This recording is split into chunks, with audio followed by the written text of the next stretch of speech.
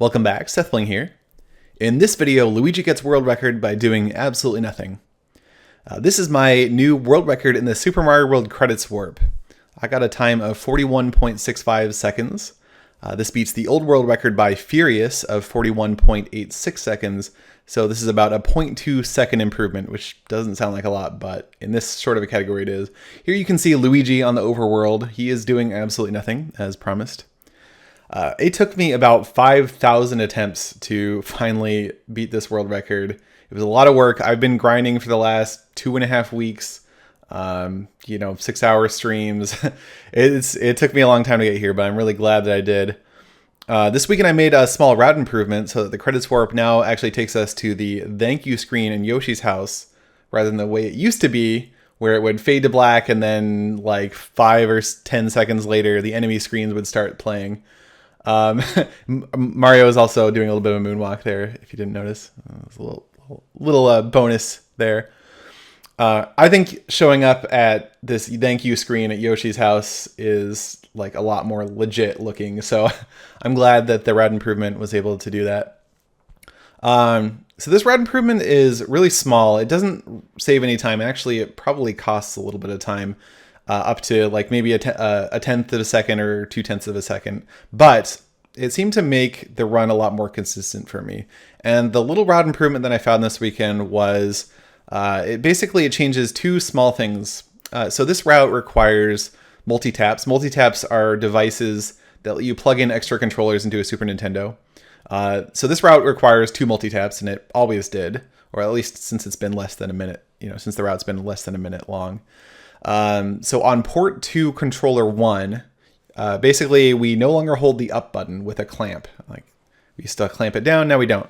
So that's one change. And then the other change is that during the item swap, Mario needs to be 2 pixels to the left. So if you've seen me explain this before, Mario's position during this item swap is pixel perfect.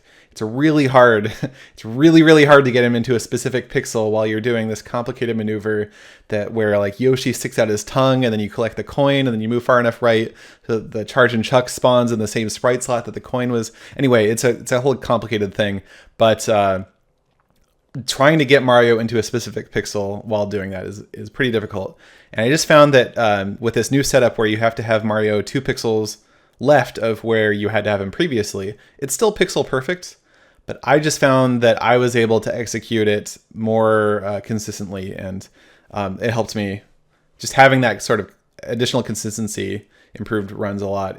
Previously, I would get the correct pixel and like get the item swap right and everything about like 6 to 8% of the time, and now it's more like 15% of the time. So still very hard, still pretty unlikely to happen on any given run, but I did eventually get it.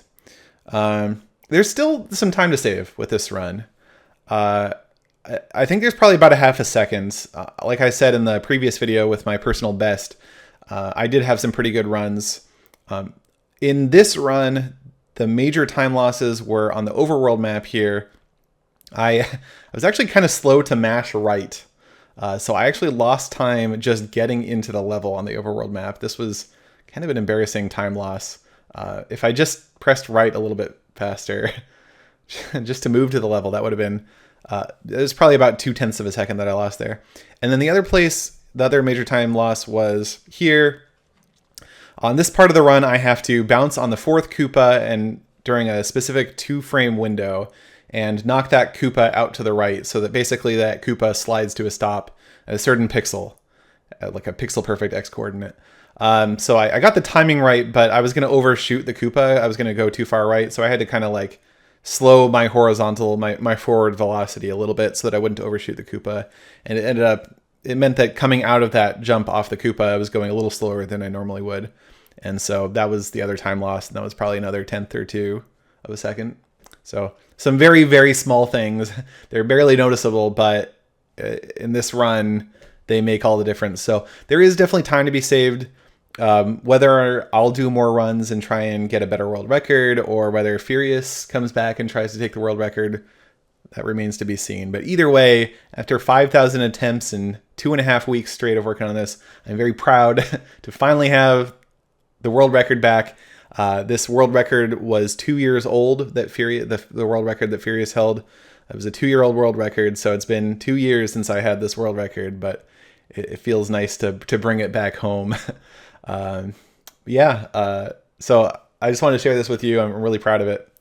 That's about it. Thanks for watching.